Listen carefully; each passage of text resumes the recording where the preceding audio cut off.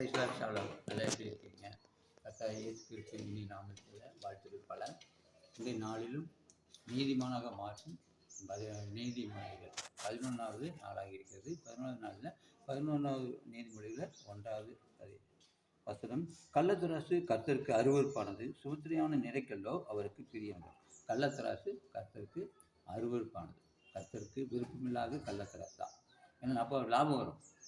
வியாபாரிகள் பார்த்தீங்கன்னா லாபம் வரும். ஏன்னா தராசு வச்சுருப்பாங்க, கீழே பார்த்து இடங்களுக்கு கீழே துளி ஏதோ கரைச்சி வச்சுருவாங்க. இடத்துல அதிகம் மக்களுக்கு பார்க்குறப்போ அதிகமாக கொடுக்குற மாதிரி இருக்கும். ஆனால் நாங்கள் எல்லாம் குறைவாக கொடுப்பாங்க. இந்த கள்ளத்தராசு தான் கருத்து அருவருப்பானது. ஏன்னா தேவன் இருக்கார், நீதிமானத்தான் ஆச்சரிக்கப்படுகிறார் இருக்கிறார். கள்ளத்தராசு வேணாங்க அது சொல்கிறாரு. சுமத்திரையான நிறைக்கலோ அவருக்கு பிரியமான. அப்போ ஒழுங்காக நீதிமான என்ன பண்ணுவாங்க, ஒழுங்காக நிறைக்கல்லை வச்சு கரெக்டான நிறைகள் வைக்கிறப்போ நீதிமான ஆசிரியக்கூடியவராக இருக்கிறார். அவன் தான் நீதிமானாக மாற முடியும். கள்ளத்தராசு எப்போவுமே பார்த்திங்கன்னா நிறைய கடையில் பார்த்திங்கன்னா அப்படியே வச்சுருப்பாங்க, எடை குறைவாக போடுவாப்புல, நம்ம திரும்பிட்டோம்னா கொஞ்சம் மாற்றி போட்டுருவாப்புல. இந்த மாதிரிலாம் நிறைய காரியங்களை செய்துட்டு இருப்பாங்க. அப்போ வியாபாரிகள் பார்த்தீங்கன்னா லாபம் கிடைக்குன்னு நினைப்பாங்க. அந்த லாபம் வேணும் எல்லாம் கொத்தர் பயிர் போட்டால் காசு போகிற இப்படி போயிடும், இப்போ கரைஞ்சி போயிடும். ஏன்னா நேர்மையாக சம்பாதிச்சா தான் காசு நிற்கும். இந்த கள்ளத்தராசு கள்ள இது பண்ண உபதேசம் பண்ணணும்னா அது நிற்கவே நிற்காது. அப்போ தேவனுக்கு பிரியமான காரியம் செய்யணும்னா நேர்மையான காரியங்கள், சுமத்திரையான நிறைக்கிறது நம்மகிட்ட இருக்கணும். எப்போ வியாபாரிகள் போகிறோமே நீதிமானம் இருந்தால் தான் தேசம் செழிக்கக்கூடியதாக இருக்கிறது. அப்போ நீதிமான் இக்கட்டின்றி விடுவிக்கப்படுவான், அவன் இறுதி இடத்திலே துன்மார்க்கன் வருவான்னு சொல்கிறாப்புல. அது நீதிமான இக்கட்டிலிருந்து தேவனில் விடுவிக்கக்கூடியவராக இருக்கிறார். அப்போ நீதிமானம் இருக்கிறப்ப நம்ம எந்த இக்கட்டாக இருந்தாலும் நீதிமானுக்கு தேவன் அனுதினியாக இருந்து அனுதினமும் அவரை வழிநடத்தக்கூடிய தேவனாக இருக்கிறார். இப்போ நீதிமான் நன்றாக இருந்தால் பட்டணம் கடி கொடுத்துருவாங்க, துன்மார்க்கு அழிந்தால் கம்பீரம் உண்டாகுப்பார். நீதிமான் என்ன பண்ணுவாங்க, நன்றாக இருக்கணும்ப்பார். நீதிமான் எப்போ நல்லா தான் இருப்பாங்க. ஏன்னா அப்போ இருந்தால் பட்டணம் கழிவு வரும்னா நீதிமான் நிறைந்தால் பட்டணம் போகிறோமே கழிவு வரும். ஆனால் துன்மார்க்கில் இருந்தால் என்ன பண்ணுறாங்க, எப்போவுமே சண்டை சச்சரவு வந்துட்டே அடிக்கடி தகராறு இதே வந்துட்டு இருக்கும். இப்போ நீதிமான்கள் ஆட்சி செய்யணும். நீதிமான் ஆட்சி செய்கிறப்போ தேசம் முழுவதுமே சமாதானத்தில் இருக்க முடியும். ஆனால் துன்மார்க்கு ஆட்சி பண்ணாங்க, எப்போ பார்த்தா போராட்டம் இந்த மாதிரி போராட்டம் வந்துகிட்டே இருக்கும்.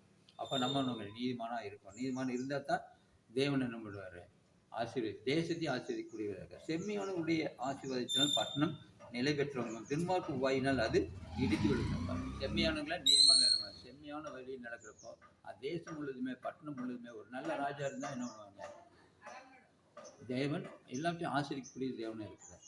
அப்போ செம்மையானவர் இருந்தால் தான் பட்டணமுக்கு அடிக்கணும். அப்போ நல்ல ராஜா நல்ல ராஜாவாக இருந்தால், நீதிமான ராஜாவாக இருந்தாருன்னா என்ன பண்ணணும், பட்டணம் இல்லைன்னா அழிஞ்சு போயிடும்.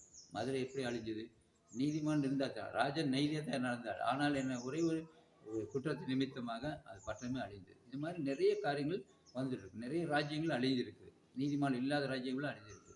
நீதிமான் இருக்கிற ராஜ்யம் மட்டுமே எப்பொழுதும் நிலைத்திருக்கு. அசோக சக்கரவர்த்தி பார்த்திங்கன்னா ரோடு முழுவதும் மரம் வச்சு எவ்வளவோ செழிப்பான காரியங்களை செஞ்சார், நல்ல காரியம் செஞ்சார். அவர் புகழ் இன்னுமே இருந்துட்டு இருக்கு. ஆனால் கெட்ட அரசர்கள் இருக்காங்க, அவங்களுக்கு புகழ் இருந்தால் இருக்கவே இருக்காது. அப்போ நம்ம நீதிமானாக இருந்தால் நம்ம புகழ் அநேக காரியங்களுக்கு இருக்கும். நீதிமானுடைய ஆசை நன்மையே, துன்மார்க்குடைய நம்பிக்கையோ கோபக்கடிவு. நீதிமான ஆசை எப்பவுமே நன்மையான காரியத்தை செய்யும். நீதிமான் எது ஆசைப்பட்டாலும் அவன் மற்றவர்களுக்கு பிரயோஜனமாக இருக்கும், தனக்கு பிரயோஜனமான காரியங்கள் மட்டும்தான் அவன் செய்வான். அப்போ நீதிமான ஆசை எப்பொழுதுமே நன்மையை தரும். அதே வாரி இறைத்தும் விருத்தி அடையாறு உண்டு, அதிக பிசிறித்தனம் பண்ணியும் வறுமையடைய. வாரி இறைத்தம் கூட என்ன பண்ணுவாங்க, விருத்தி அடைவாங்க. தானம் தர்மம் பண்ணுறாப்புல எத்தனையோ பேர் பார்த்திங்கன்னா அநேகர் தானம் தர்மம் செஞ்சுருக்காங்க. அவங்க பார்த்து செல்வம் அழிவே இல்லை, செல்வம் வளர்ந்து கொண்டே இருக்கும். அது இறக்கிற கிணறு தான் ஊருன்னு சொல்லுவாள் பரவாயில்ல. ஏன்னா நம்ம கொடுத்தா தான் கொடுங்க, அப்பொழுது உங்களுக்கு கொடுக்கப்படும் சொல்கிறாங்க. ஏன்னா நீங்கள் கொடுத்தீங்கன்னது கிடைக்கும். நீங்கள் கையை மூடிட்டு இருந்து பிசிந்தம் பண்ணிட்டு இருந்தால் கிடைக்கும், உங்களுக்கு கிடைக்காது. அப்போ தேவனை ஆசீர்வதிக்க மாட்டார். இப்போ கொடுக்குற கடங்கத்தை தேவனை ஆசீர்வதிக்க. அப்புறம் என்ன பண்ணுங்க, வாரி இறைத்து விருத்தி அடைவார் அப்படின்னா வாரி இறைக்கலாம். எவ்வளோ பணம் கொடுத்தாலும் சரி ஆண்டு ஆசீர்வதிக்கக்கூடியவர் இருக்கிறார்.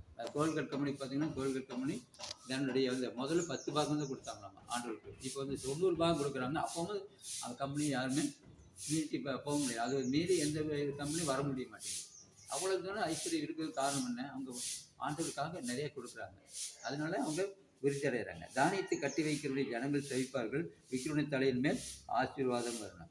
தானியத்தை கட்டி வைக்கணும். கட்டி வச்சா என்ன பண்ணுறீங்க, அது ஆசீர்வாதம் இல்லாமல் போகும். அப்போ கொடுப்போம், மற்றவங்களுக்கு கொடுத்தா தான் விருத்தி அடையும், நல்ல லாபம் கிடைக்கும். நீதிமானுடைய பலன் ஜீவ விருட்சமை போல வளரணும்னு என்னங்க, நீதிமான் ஜீவ விருட்சம் போல வளர்ந்துட்டே இருப்பார். எப்பொழுதும் நீதிமான் இருந்தால் ஜீவ விருட்சம் போல வளரக்கூடியவங்க இருக்கிறார். தேவன் இந்த காரியத்தை நிமித்தமாக இதை காரியங்களை அனைத்து கற்றுக்கொண்டு நீதிமானாக மாறி தேசம் முழுவதும் சுதந்திரிக்கும்படியாக தேவன் தாமே ஆசீர்வதிப்பாராக.